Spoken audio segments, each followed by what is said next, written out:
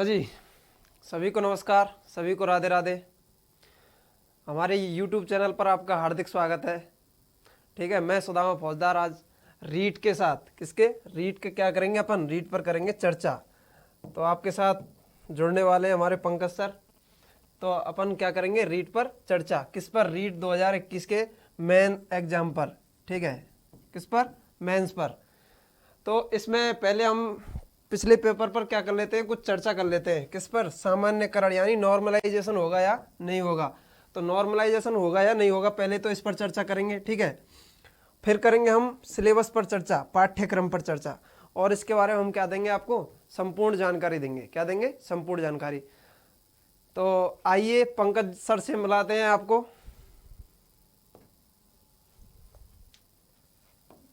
नमस्कार दोस्तों, आप सभी का हार्दिक स्वागत है हमारे YouTube चैनल पर। जैसा कि सुदामा सर ने आपको बता दिया है कि इस सेशन के अंदर हम आपको रीट मेंस के बारे में जानकारी देने वाले हैं। ठीक है, अभी जैसे हाल ही के अंदर रीट प्री हो चुकी है, जिस भाई की भी क्वालिफाई हो गई उसको बहुत बहुत धन्यवाद और बहुत बहुत कॉन्ग्रेचुलेशंस। ठीक है, अभी अब मेन के लिए चलते हैं, क्योंकि प्री से अपना कुछ होने वाला नहीं है। जो प्री केवल एक लेवल था जो अपने को क्लियर करना था, जो मेन के लिए था। अपने को जो सरकारी नौकरी, जो टीचर के एज अपन टीचर बनने वाले हैं, वो मेन से बनने वाले हैं। तो मेंस के बारे में पहले ध्यान रखना कि तैयारी से पहले अपन एक से पूरा पूरी मतलब युद्ध नीति बना ली जाए। तो क्या है, अपने की तैयारी के मतलब एफर्ट्स कम हो जाते हैं अगर पहले से अपन योजनाबद्ध तरीके से चलते हैं। अभी सर कुछ लोगों को अभी पता नहीं है कि कितने पर ये पेपर पास है, ओबीसी वालों का, एमबीसी वालों का। तो उस पर भी क्या कर लेते हैं, हम चर्चा कर लेते हैं। हाँ, तो वो भी अभी आपको बताया जाएगा यहाँ पर भी कि क्या किस कैटेगरी की क्या कट ऑफ रही है। ठीक है, ठीक है, देखो जिसमें तो अपना ये क्या है, 2000 रीट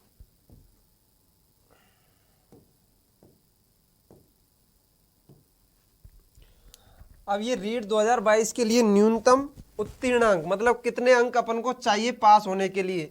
तो जो सामान्य श्रेणी है ना, सामान्य श्रेणी में आ जाएंगे आपके जनरल कैटेगरी आ जाएगा। कौन सा आ जाएगा? जनरल कैटेगरी आ जाएगा, नॉन रिजर्व्ड कैटेगरी। ठीक है। तो इसमें क्या है, जो स्टेट से बाहर के लोग हैं, राजस्थान से बाहर के लोग हैं, वो भी क्या आ जाते हैं, जनरल कैटेगरी में आ जाते हैं, सामान्य कैटेगरी में।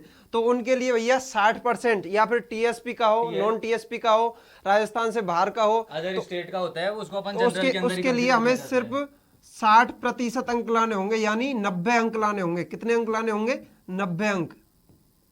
जैसा आपको पता ही है कि पूरा पेपर 150 नंबरों का था, तो उसके अंदर से अगर अपन 60% निकाल लेते हैं तो 90 अंक हो जाते हैं उसके। हाँ, और अनुसूचित जाति यानी एसटी, ये क्या आ गई, अनुसूचित जनजाति।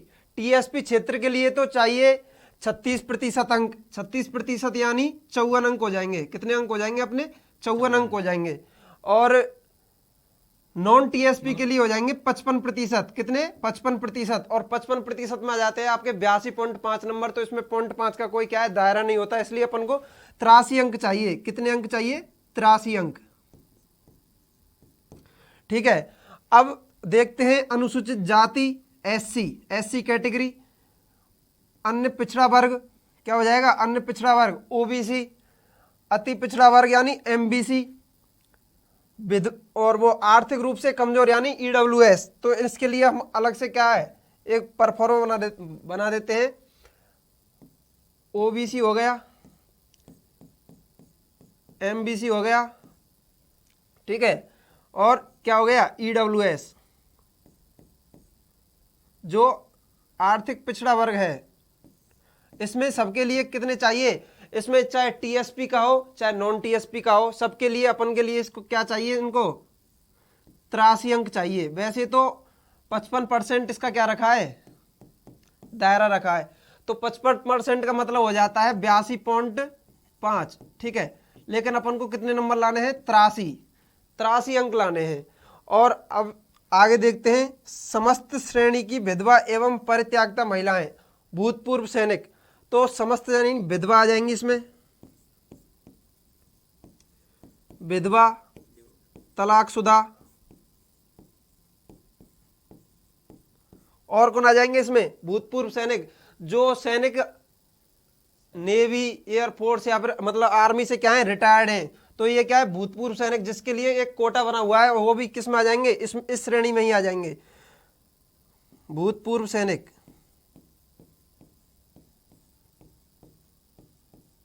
ठीक है, तो इनके लिए कितना रखा है वेटेज, इनके लिए रखा है 50%, यानी 75 अंक। कितने रखे हैं? 75 अंक। तो इनका कितने पर पास होगा? 75 अंक इनको कम से कम लाने होंगे पास नेक्स्ट एग्जाम में बैठने के लिए। अब आ जाते हैं दिव्यांग। दिव्यांग भी होते हैं जो किसी के मतलब विकलांगता, एक तरह से विकलांग होते हैं, तो उनके लिए कितने रखे भैया? 40%। ठीक है, तो उनके लिए कितने रखे? 40, और इसके 40 का आ जाएगा अपना 60 नंबर। तो इनको कितने अंक लाने हैं? 60 अंक लाने हैं। तो विकलांगों के लिए कितने अंक आ जाएंगे? जो अपने दिव्यांग भाई बहन हैं उनके लिए आ जाएंगे 60 अंक। तो 60 अंक पर जिन्होंने जिन जिन के इतने अंक आ रहे हैं, और शहरीय जनजाति ये है क्या है? ये जनजाति के लिए विशेष दिया गया है 36%। कितने? 36%। शहरीय क्षेत्र यानी उदयपुर के क्षेत्र में आता है शहरीय क्षेत्र, और 2-3 जगह पर भी और भी है। तो इसके लिए कितना आ जाएगा अपना? 54 अंक। कितने? 54 अंक। 54 अंक लाने होंगे। कितने अंक लाने होंगे? 54 अंक। और जो इन अंकों को मतलब क्रॉस कर रहा है या फिर इनके लेवल में भी है, तो वो क्या है? मेन एग्जाम में बैठ सकेगा।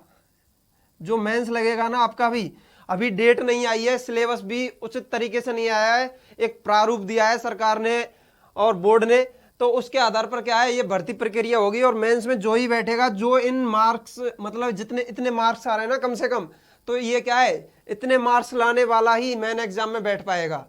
ठीक है सर, एक बार और बता दीजिए। हाल ही के अंदर क्या है कि अभी अपन जो डेट बताई गई है, जो फिक्स नहीं है, परंतु जनवरी के लिए बताया जा रहा है कि जनवरी के अंदर मेन रीट एग्जाम करवा दिया जाएगा। और इसको अपने को कंफर्म ही मान के चलना है। क्यों मान के चलना है? क्योंकि नेक्स्ट ईयर के अंदर इलेक्शंस भी आने वाले हैं। तो इलेक्शन से पहले हर गवर्नमेंट चाहेगी कि हमने एग्जाम करवा दे, ताकि वो अपने मतलब अपने उसके अंदर गिना सके इलेक्शन के अंदर। तो ये अपने को फिक्स मानना है, ये ऐसे मान के नहीं चलना कि अभी तक तो फिक्स डेट नहीं है, ये बोर्ड ने जारी नहीं की है। तो बोर्ड कब जारी करता है, इसके बेस पे अपने को एग्जाम की तैयारी के लिए बैठे नहीं रहना है। अपने को इसकी एग्जाम की तैयारी अभी से स्टार्ट करनी है, तब जाके मेन क्वालिफाई होने वाला है। ठीक है। और कुछ बच्चे सर नॉर्मलाइजेशन को लेकर बहुत परेशान है, नॉर्मल उसको भी बता देते हैं। ठीक है, नॉर्मलाइजेशन भी यहाँ पे बता दिया जाता है। नॉर्मलाइजेशन पहले ये समझ लो कि नॉर्मलाइजेशन है क्या। सब लोग हवा बना रखे हैं नॉर्मलाइजेशन है।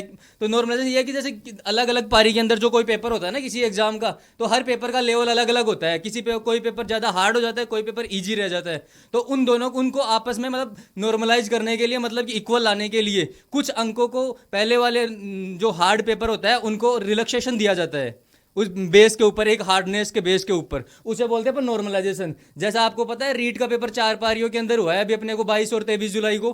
तो उस आधार पे कि किसी शिफ्ट का पेपर हार्ड रहा होगा और किसी शिफ्ट का पेपर इजी रहा होगा, उस बेस के ऊपर इसमें भी नॉर्मलाइजेशन किया जा रहा है। ठीक है, अभी आपको सुदामा सर बता ही रहे हैं जैसे कि नॉर्मलाइजेशन किस प्रकार से हो रहा है। देखिए, ये रीट लेवल फर्स्ट है, इसमें तो नॉर्मलाइजेशन की कोई बात ही नहीं है, क्योंकि इसमें पहला पेपर सभी का एक ही रहा था।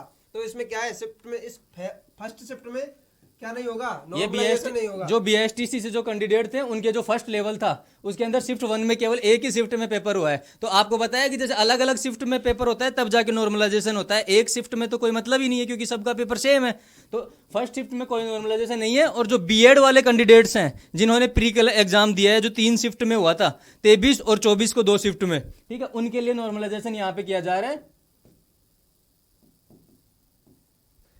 तो इसमें क्या है, रीट लेवल जो सेकंड के है ना, वैसे तो नॉर्मलाइजेशन की 99% क्या है, नॉर्मलाइजेशन होने की क्या है, संभावना है। देखिए, फिक्स नहीं कह सकते हम। ठीक है, तो इसमें क्या आ जाएगा, 99.99% संभावना है नॉर्मलाइजेशन होने की, जिसमें जो भी पेपर हार्ड आया है ना, जो आपको लगा है, जैसे 23 का हार्ड बता रहे हैं कुछ, तो उसमें क्या है, ये शिफ्ट है ना, सेकंड शिफ्ट 23 का जो सेकंड पेपर था उसमें थोड़ा हार्ड बताया है। और जो सा भी पेपर थोड़ा हार्ड है उसके अकॉर्डिंग नॉर्मल जो सरल पेपर था उसके अकॉर्डिंग क्या है, अपना यहाँ पर नॉर्मलाइजेशन होगा। यह सामान्यीकरण की प्रक्रिया कहलाती है। क्या कहलाती है? सामान्यीकरण की प्रक्रिया। चलो सर, इनको ये भी बता देते हैं कि हार्डनेस का लेवल किस हिसाब से डिसाइड किया जाता है कि नॉर्मलाइजेशन होगा, कौन सी शिफ्ट इजी रही है और कौन सी शिफ्ट मतलब हार्ड रही है। अभी जैसे ऐसे मान लेते हैं कि एक बार अपन की अभी ये सेकंड शिफ्ट है, ठीक है, सेकंड शिफ्ट है। सेकंड शिफ्ट के अंदर hardness, second shift, third shift और फोर्थ शिफ्ट, इनके अंदर हार्डनेस का लेवल किस हिसाब से देखा जाता है? तो ये इस हिसाब से देखा जाता है कि फर्स्ट शिफ्ट के अंदर सबसे मैक्सिमम नंबर वाले पर्सन के नंबर देखे जाएंगे कि कितने नंबर हैं। जैसे 150 नंबर का पेपर था ये, तो 150 में से जैसे एक बार मान लेते हैं कि टॉपर के नंबर रहे हैं 140 नंबर, मान के चल रहे हैं अपन, है ना, 140 नंबर, और जो थर्ड शिफ्ट रही है उसके अंदर जो टॉपर रहा है उसके नंबर गए हैं 147 नंबर, मतलब ये 150 के पास में 147 नंबर का रहा है। और जो फोर्थ शिफ्ट वाले पर्सन है उसके टॉपर के नंबर रहे हैं 120। ठीक है, तो इस आधार के ऊपर की हाईएस्ट टॉपर के अंक कहां तक जा रहे हैं उस बेस के ऊपर हार्डनेस का लेवल डिसाइड किया जाता है अपने को, उसी बेस पे नॉर्मलाइजेशन होता है। ठीक है, जो टॉपर के जो सबसे हाईएस्ट अंक होते हैं, सबसे हाईएस्ट अंक वाला जो टॉपर होता है उसके हिसाब से फिर नॉर्मलाइजेशन चलता है। ठीक है, तो अब इसके अंदर जैसे ये 147 है, इसको इजीस्ट पेपर माना जाएगा, मतलब सबसे सरल पेपर। ठीक है, दूसरे नंबर पे इसको माना जाएगा, और 120 वाले को सबसे हार्ड पेपर माना जाएगा। ठीक है, पेपर के और अभी तक ये फिक्स नहीं हुआ है कि नॉर्मलाइजेशन होगा, लेकिन ऐसे चांस माने जा रहे हैं कि जैसे सर ने बताया कि 99.99% ये उम्मीद है कि नॉर्मलाइजेशन होगा। और ये कठिनता के स्तर को देखते हुए होगा कि कौन सा पेपर कठिन है, कौन सा पेपर सरल है। ठीक है, अब सिलेबस पर चर्चा कर लेते हैं, आपके सारे संदेह मिटाएंगे हम यहाँ पर। अब यार सिलेबस पे चर्चा कर रहे हैं, उससे पहले लाइक शेयर एंड सब्सक्राइब कर दीजिए जरूर। हाँ, क्योंकि जब तक आप हम लोग से जुड़ेंगे नहीं ना, तब तक आपको इन्फॉर्मेशन मिलेंगी नहीं, और आपको सटीक इन्फॉर्मेशन मिलने वाली है इस चैनल से। हाँ, और सब मतलब पूरे सिलेबस की जानकारी मिलने वाली, पूरा प्रारूप अगले वीडियो में प्रारूप भी बनाया जाएगा, एक आपको प्रारूप तैयार किया जाएगा, किस तरह से तैयार किया जाना, आपको तैयारी किस तरह से करनी है, कौन से टॉपिक्स को पहले करना है। क्योंकि क्या होता है ना, अपने प्रारूप इस तरह से होना चाहिए कि अपने एक लेवल के बाद अपन कंपेरिज कर सके, जैसे पहले वाला अपन ने टॉपिक पढ़ लिया कोई, उसको दूसरा टॉपिक उससे लिंक है, तो अपन कभी कभी क्या करते हैं कि जैसे दूसरा टॉपिक पहले पढ़ लेते हैं और पहला फिर बाद में पढ़ते हैं, तो वो समझ में आने में थोड़ी दिक्कत हो जाती है। ठीक है, काफी ज्यादा टाइम लग जाता है उसको। और आने वाली एग्जामों के लिए भी हम वीडियो करेंगे। हाँ, सभी एग्जामों के लिए कौन सी कितनी वैकेंसी है, सभी का इस चैनल पर आपको वीडियो मिलने वाला है। ठीक है, तो आप ना नो टेंशन होकर के इसको सब्सक्राइब कर दीजिए, जल्दी से बेल आइकन को प्रेस कर दीजिए ताकि सबका नोटिफिकेशन आपको मिलता रहे। जब आपके लिए इतना किया जा रहा है तो यार आप इतना तो कर ही सकते हैं, आपसे इतनी उम्मीद लगाई जाती है। ठीक है, तो आगे चलते हैं, रीट्स परीक्षा योजना देख लेते हैं। रीट स्कीम क्या रहने वाली है, इसमें कितने नंबर का बैठे जाएगा, कितने घंटे कितने नंबर का पेपर होने वाला है मेंस का, वो यहाँ पे आप सबको बता। देखो, अब आपका जो मेन पेपर है वो 300 अंकों का होने वाला है, उसका पूरा वेट 300 अंकों का रहने वाला है। ठीक है, तो मतलब पूरा पेपर जैसे पहले अपने वाला 150 का था, दूसरे वाला 300 पेपरों का रहने वाला है। ठीक है, एक ही पेपर होने, अब जैसे सेकंड शिफ्ट में एक पेपर होगा सभी का। दूसरा है कि इसके अंदर कुल प्रश्नों की संख्या कितनी होगी, तो प्रश्नों की संख्या 150 होगी, और एक जो प्रश्न होगा वो 2 नंबर का होगा। ठीक है, एक प्रश्न 2 अंकों का रहने वाला है, सभी प्रश्न बहुविकल्पी होंगे, मतलब इसमें ABCD ऑब्जेक्टिव टाइप प्रश्न रहेंगे, तथ्यात्मक। उनमें से एक क्वेश्चन अब एक अपना सही होगा, बाकी 3 गलत होंगे। ठीक है, दूसरा है कि नकारात्मक समय अवधि वही रहेगी, क्या रहेगी समय अवधि, समय अवधि जो आपकी पहले अभी प्री के अंदर थी वही दूसरी में रहने वाली है 2.5 घंटे की, 2 घंटे 30 मिनट की। ठीक है, और इसमें विशिष्ट बात ये आई है, नकारात्मक अंकन होगा। नकारात्मक अंकन इसमें सर नेगेटिव मार्किंग है, ये बहुत ज्यादा जरूरी रखना है, क्योंकि तुक्के नहीं मारने हैं। हाँ। जो सही है वही करना है, क्योंकि अगर तुक्के मारेंगे और गलत हो गया ना तो सही में से भी अंक कट जाएंगे। इसमें 1/3 अंकों को चिन्हित किया गया है। अभी तो क्या किया गया है इसमें, 1/3 अंकों को। अब इसमें देखते हैं, पहले क्या है, तुक्का मार देते थे हम। अब पहले 150% में से अपन ने कितने कर दिए, 110 हमारे सही है। अब 40 बच गए, क्या कितने बच गए, 40। अब 40 में से क्या करना है, आपको तुक्का मारना है। 40 में से किसी भाई बहन के तो 5 सही हो गए, और किसी के कितने हो गए, 20 सही हो गए। तो 20 वाला तो क्या है, हो गया ना, जॉब लग गई। अब इसमें एक बढ़िया सिस्टम कर दिया है। क्या सिस्टम कर दिया है, इसमें अब होगी नेगेटिव मार्किंग, पढ़ने वाला ही लगेगा। कौन लगेगा, पढ़ने वाला ही।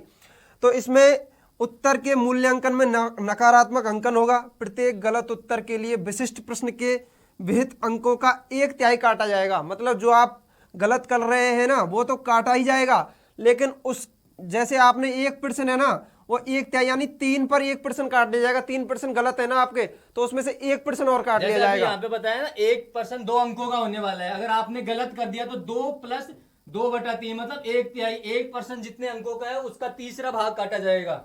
टोटल तो 2 + 2/3 ये अंक आपके उसमें सही में से काट लिए जाएंगे। ये तो आपको मिलने वाला नहीं है, और 2/3 है, क्योंकि गलत होगा तो 2 अंकों का, जिस पर्सन को आपने गलत कर दिया उसके अंक तो मिलने वाले नहीं है, और जो सही के आपके जितने भी अंक जुड़ रहे हैं उसमें से 2/3 अंक आपके और काट लिए जाएंगे, क्योंकि आपने एक क्वेश्चन गलत कर दिया। हाँ, और यहाँ तुक्कों से काम नहीं चलेगा, अब पढ़ाई से ही काम चलने वाला है। काम चलेगा, जिसके सटीक जानकारी होगी, सटीक नॉलेज होगा, उसी को नंबर मिलेंगे, और जो तुक्के मारेगा उसको नेगेटिव में मार्क मिलेंगे।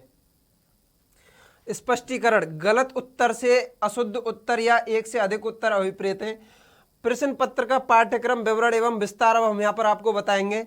एक बार पढ़ लेते हैं। परीक्षा के लिए प्रश्न पत्र का पाठ्य विवरण एवं विस्तार ऐसा होगा जो प्राधिकृत अभिकरण द्वारा समय समय पर विहित किया जाएगा और अभ्यर्थी को समय के भीतर ऐसी रीति से जो आयोग उचित समझे सूचित किया जाएगा। इसका मतलब यह है कि बोर्ड ने आपको जो सिलेबस दिया है वो आपके अनुसार दिया है, आपकी विषय के अनुसार दिया है, आपकी कक्षा में जो आप कक्षा में पढ़ाएंगे उसके अनुसार क्या दिया है, इसका सिलेबस दिया है। और अगर कोई इसके अंदर अपडेट किया जाता है तो वो आपको अपडेट किया जाएगा इसके अंदर। पर अपने को है ना, अभी जो दिया है ना उसी को पढ़ना है। कि अपडेट करेंगे तो उसमें क्या होना है कि या तो कुछ थोड़ा सा एक्स्ट्रा जोड़ देंगे या फिर कुछ थोड़ा सा हटा देंगे। इस थोड़े से जोड़ने और थोड़े से हटाने के चक्कर के अंदर अपन ये तो बैठे नहीं रह सकते कि अभी सिलेबस नहीं आया तो अभी अपन तैयारी नहीं स्टार्ट करेंगे।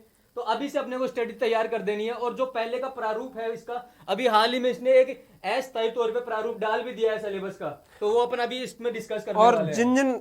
जिन अभ्यर्थियों ने पहले 2013 2011 का या 13 का क्या दिया था, एग्जाम दिया था, उसी के अकॉर्डिंग क्या है एग्जाम होने वाला है। कैसे?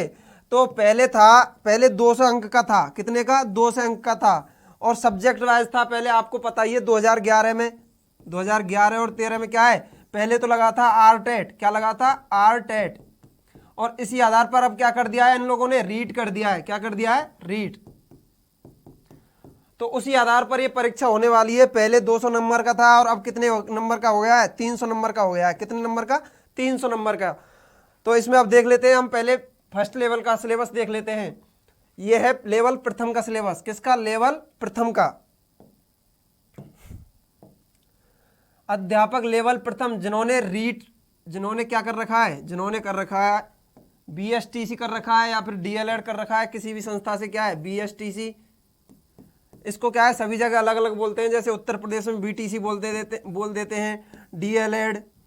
DLED तो इसका क्या नाम रखी दिया गया है अब, ठीक है। तो ये क्या है प्राथमिक स्तर पर आ जाता है। और इसको 2 वर्षीय डिप्लोमा, जिन्होंने शैक्षिक 2 वर्षीय डिप्लोमा कर रखा है ना, वो इसमें क्या है एलिजिबल है। प्लस कौन सा? प्लस इसमें जो रीट पात्रता रखता है अपनी, क्या रखता है? रीट पात्रता रखता है।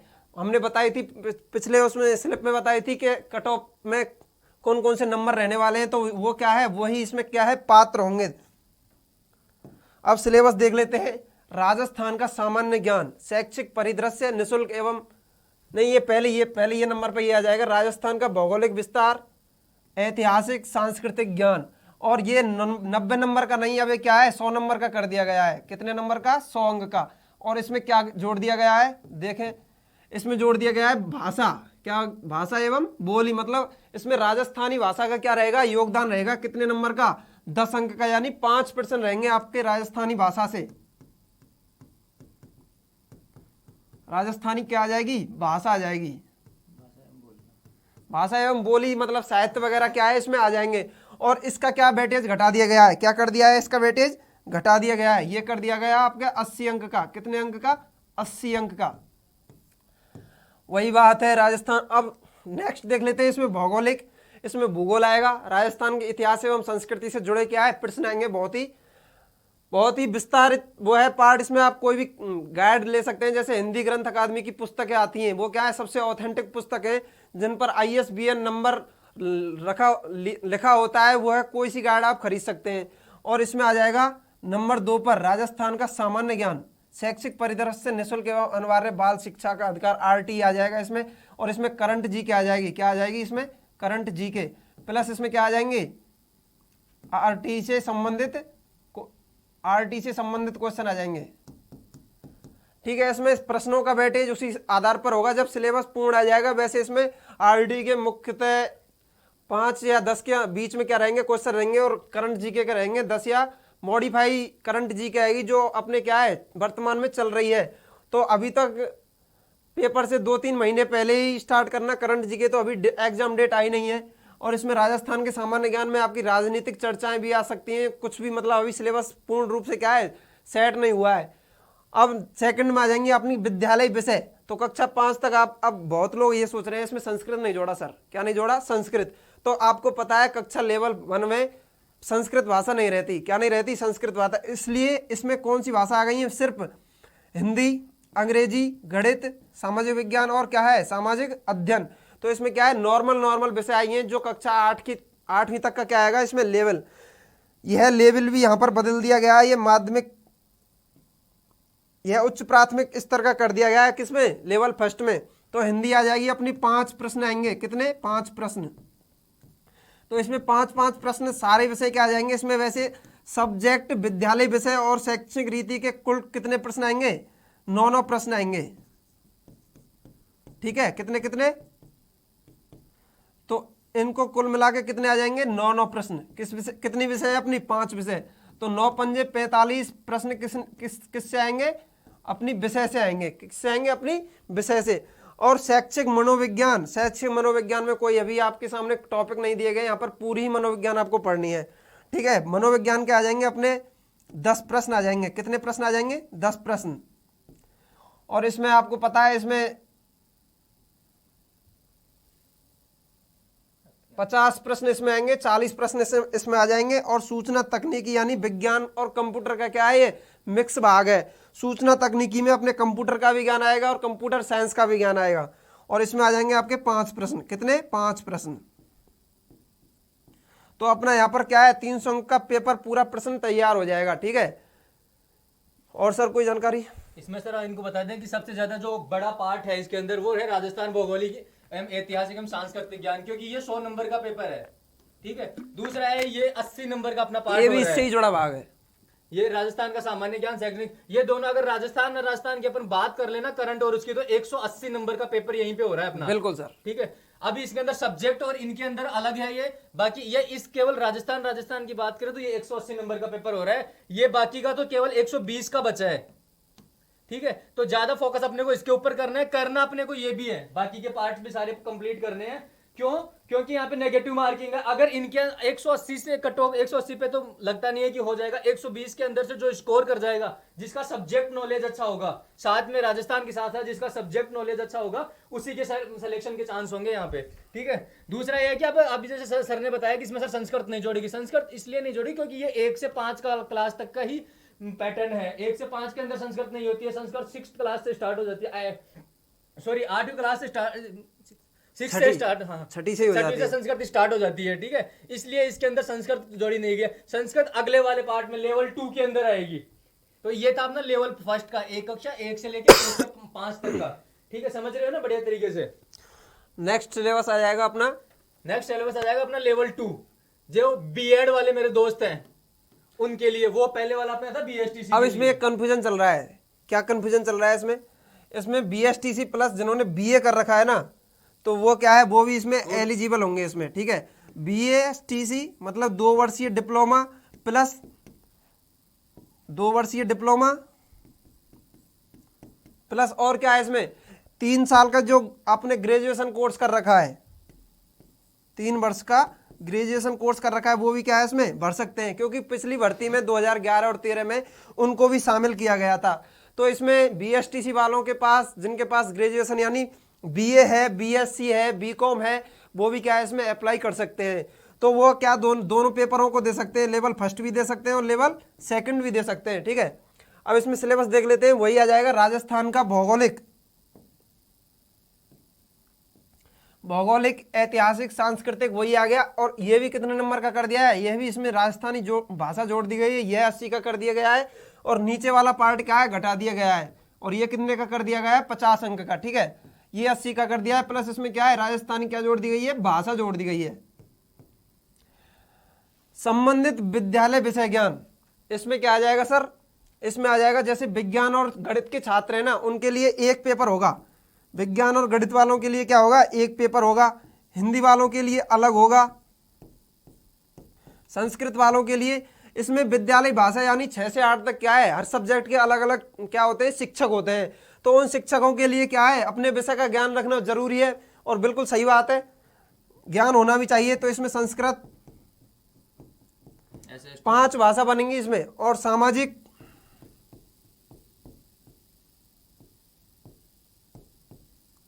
ठीक है, और एक अपनी हिंदी, संस्कृत, अंग्रेजी। और पिछली जो भर्ती हुई थी ना, उसमें गणित और विज्ञान का क्या है, एक ही हिस्सा रहा था। तो इसमें क्या है, गणित और विज्ञान एक में ही आ जाएगा, और आगे अभी जो पैटर्न अभी निर्धारित होगा उसके अकॉर्डिंग होंगे प्रश्न पत्र। ठीक है, विज्ञान गणित।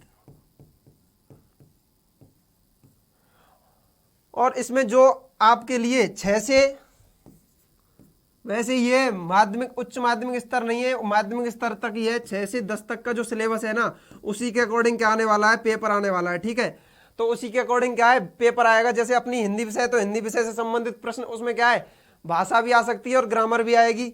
संस्कृत का भी ऐसा ही सिस्टम रहेगा। और सामाजिक विज्ञान, जो सामाजिक विज्ञान है ना, सामाजिक की अलग आ जाएगी। सामाजिक अपनी क्या है, 6 से 8 तक की, 6 से 10 तक की पुस्तक क्या है, आप पढ़ सकते हैं। उनसे क्या है, उनसे ही पूरा प्रश्न पत्र आने वाला है।